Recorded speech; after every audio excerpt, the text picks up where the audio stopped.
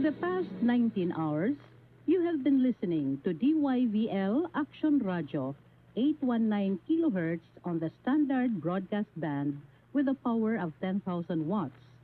DYVL Action Radio is owned and operated by the Manila Broadcasting Company with permit to operate BSD 538-2013 issued by the National Telecommunications Commission.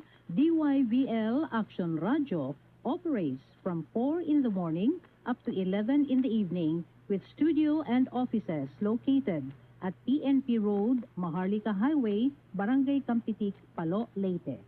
This is DYVL Action Radio, 819 kilohertz on the standard broadcast band signing off.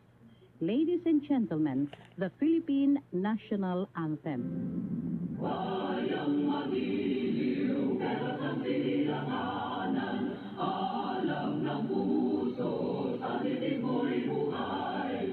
Lupang hinirang, duyan ng magiling, sa manlulupig, isang pasisigil, sa dagat at bundok, sa simoy at sa langit mong magaw, may nilatang tula, tawid sa paglayang minamahal, ang kisap ng watawat mo'y tagumpay na